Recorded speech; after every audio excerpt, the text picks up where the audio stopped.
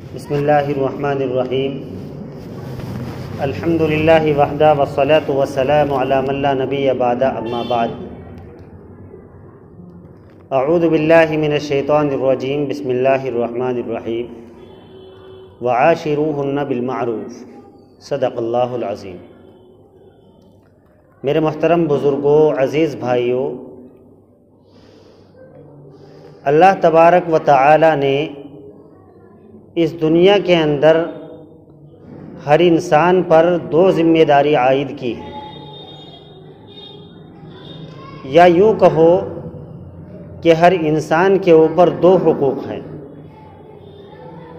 حقوق یہ حق کی جمع ہے، حق کے معنی ثابت کرنے یعنی واجب کے ہیں۔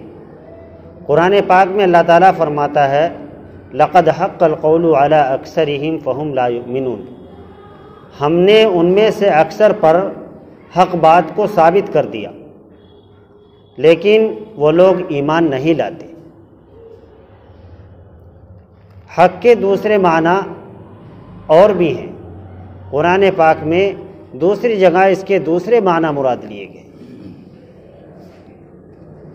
اس وقت یہ لفظ جو میں نے استعمال فرمایا حق، اور جو اس کی جمع حقوق آتی ہے، اسی کے متعلق بات کرنی مقصود ہے۔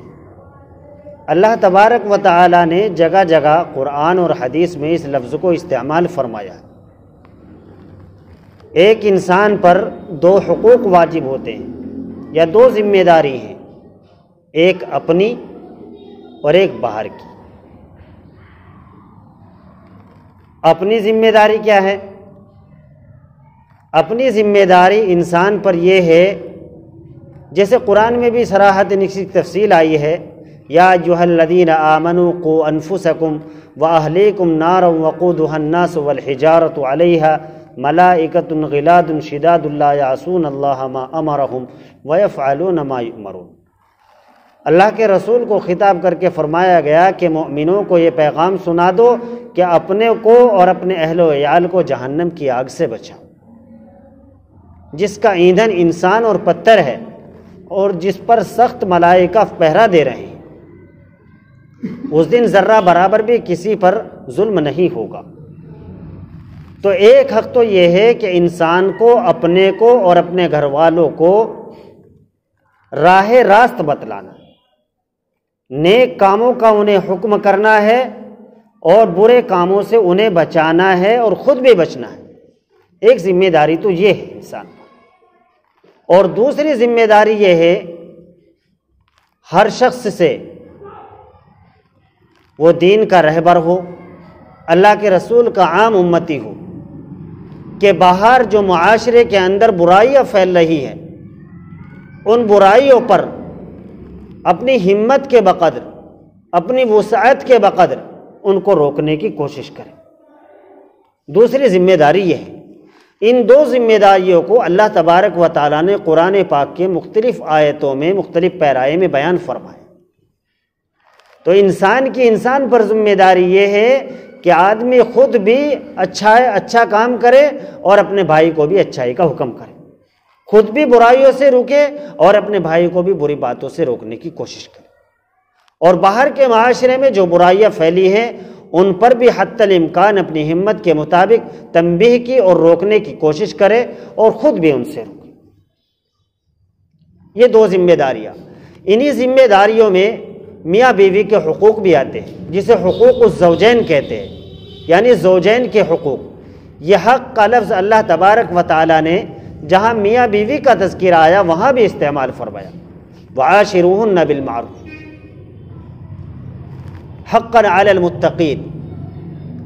تو اس لفظ کا مفہوم بڑا وسیع ہے سمجھنے کے لیے۔ میں نے دو باتیں بتلا دی کہ بھئی ایک انسان پر دو ذمہ داریاں ہیں، انہی کے تحت ایک حق یہ بھی ہے کہ میاں بیوی کی ذمہ داریاں پوری کرے اور بیوی میاں کی ذمہ داریاں پوری کرے۔ اب ایک دوسرے کی ذمہ داری پوری کرنے کا طریقہ کیا ہے؟ اللہ نے قرآن میں فرمایا الرجال قوامون علی النساء، کہ مرد عورتوں پر قوام ہے، یعنی حاکم ہے، ذمہ دار ہے۔ اب یہاں تو 3 باتیں سامنے نکل کر آتی ہے اس آیت کے ضمن میں۔ کیا کیا؟ کہ مثال کے طور پہ میاں بیوی 2 گھر میں رہ رہے ہیں، گھر کا ذمہ دار شوہر کو بنا دیا جائے، گھر کا ذمہ دار بیوی کو بنا دیا جائے، یا دونوں کو ذمہ دار بنا دیا جائے۔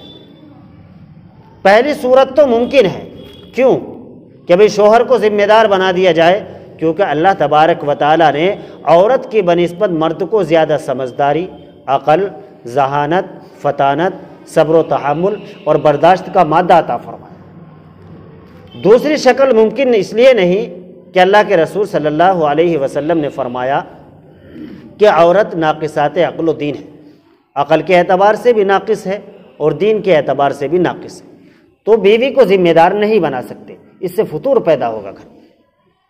اور تیسری شکل، اگر میاں اور بیوی دونوں کو ذمہ دار بنا دیا جائے تو اس میں جھگڑا ہوگا۔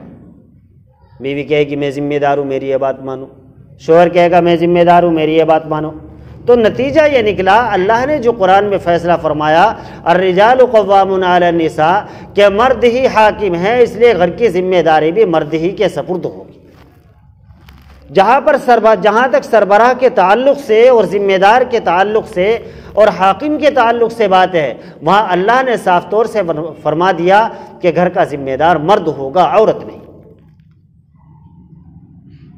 اس کے بالمقابل گھر کے اندر سدھار کیسے پیدا ہو، گھر کے اندر اچھا ماحول کیسے بنے، خاندانی تعلقات استوار کیسے ہوں، تو اس کے لیے اللہ کے رسول صلی اللہ علیہ وسلم نے اپنی بیویوں کا نمونہ، اپنا نمونہ امت کے سامنے پیش فرمایا۔ حضرت عائشہ رضی اللہ تعالی عنہا امہات المؤمنین جناب نبی کریم صلی اللہ علیہ وسلم کا واقعہ بیان فرماتی کہ اللہ کے رسول صلی اللہ علیہ وسلم گھر میں آتے تو بسا اوقات جھاڑو بھی دیتے تھے، بسا اوقات برتن بھی دھوتے تھے، ہمارے ہر کام میں ہاتھ بٹاتے تھے، ہر کام خود کر لیا کرتے تھے۔ تو اللہ کا رسول جو نبی ہے، سارے نبیوں کا سردار ہے، جب اسے اور اس کا عمل یہ بتلا رہا ہے کہ عورت کے کام میں مرد اگر ہاتھ بٹائے تو اس میں مرد کی عار نہیں ہے، یہ شرم کی بات نہیں ہے۔ آج کل ہمارے معاشرے میں عورتیں کہہ دیتی ہیں کہ بھئی یہ کیا تم نے عورتوں والا کام پکڑ لیا، جھاڑو لگا رہے، برتن دھو رہے۔ نہیں، یہ بات نہیں، ہمارے پاس اس کو جواب دینے کے لیے معقول بات ہونی چاہیے کہ میں اللہ کے رسول کا امتی ہوں، جب میرا نبی یہ کام کر سکتا ہے تو میں کیوں نہیں کر سکتا۔ تو گھر کے تعلقات بہتر بنانے کے لیے، خوشگوار زندگی بنانے کے لیے مرد کو چاہیے کہ عورت کا ہاتھ بٹائے۔ عورت پر کیا ذمہ داری ہے؟ عورت پر ذمہ داری یہ ہے کہ جب مرد گھر میں آئے تو وہ اسے دیکھ کر خوش ہو جائے، مرد کی ہر خواہش کو پورا کرنے کی کوشش کرے، حتیٰ کہ اللہ کے رسول صلی اللہ علیہ وسلم نے جب آیت شریفہ نازل ہوئی ہن لباس لکم وانتم لباس لہن، کہ مرد اور عورت آپس میں ایک دوسرے کے لباس ہیں۔ آپ اندازہ لگائیے، ایک اجنبی مرد ہوتا ہے، اجنبی عورت ہوتی ہے، لیکن نکاح کے مضبوط رشتے کے ذریعے ان دونوں کے اندر ایسا رشتہ قائم کر دیا جاتا ہے کہ اس سے مضبوط رشتہ کوئی نہیں ہوتا۔ اللہ نے قرآن میں فرمایا کہ نکاح کا مقصد کیا ہوتا ہے؟ امن آیاتہ ان خلقکم من تراب ثم اذا انتم بشر تنتشرون ومن آیاتہ ان خلق لکم من انفسکم ازواجا لتسکنوا الیہا، ایک وجہ، وجعل بینکم مودۃ ورحمہ، دوسری وجہ کہ اللہ تبارک و تعالیٰ کی نشانیوں میں سے یہ نشانی بھی ہے کہ اللہ تبارک و تعالیٰ نے انسانوں کے جوڑے بنا کر 2 چیزیں عطا فرمائی، لتسکنوا الیہا، ایک تاکہ خوشگوار زندگی کے ساتھ آپس میں ایک دوسرے کے ساتھ رہ سکے، ایک دوسرے کی نفسانی ضروریات کو بھی پورا کر سکے، ایک دوسرے کی خواہش کو بھی پورا کر سکے، نفس کی خواہش کو بھی پورا کر سکے۔ جب یہ بات اللہ کے رسول نے بتلائی، ایک صحابی نے کہا اللہ کے رسول اپنی بیوی سے صحبت کرنے پر بھی ثواب ملے گا؟ فرمایا ہاں، تم مجھے یہ بتلاؤ اگر کوئی مرد ناجائز کام کرے، زنا کرے تو کیا اس کو گناہ نہیں ملتا؟ صحابی نے فرمایا اللہ کے رسول ضرور ملتا ہے، تو پھر اپنی بیوی سے صحبت کرنے پر بھی ثواب ملے۔ تو نکاح کا دوسرا مقصد کیا بتلایا؟ وَجَعَلَ بَيْنَكُمْ مَوَدَّةً وَرَحْمَةً، کہ اللہ نے یہ نکاح کا رشتہ اس لیے بنایا، میاں بیوی اس لیے بنائے نکاح کے ذریعے کہ تاکہ ہمیشہ ہمیش کے لیے تمہارے درمیان محبت تعلق اچھے ہو جائے۔ اور آپ اندازہ لگائیے کہ اللہ نے اسی وجہ سے ہن لباس لکم وانتم لباس لہن، کہ مرد عورت کا رازدار ہوتا ہے، عورت مرد کی رازدار ہوتی ہے۔ اسی وجہ سے جگہ جگہ فرمایا اللہ کے رسول صلی اللہ علیہ وسلم نے کہ وہ عورت جنتی ہے کہ جو اپنے مرد کی غیر موجودگی میں اپنی نفس کی عزت کا خیال کرے۔ اللہ کے رسول نے فرمایا کہ وہ عورت جنتی ہے کہ جو اپنی اور اپنے شوہر کی عزت کا خیال رکھے۔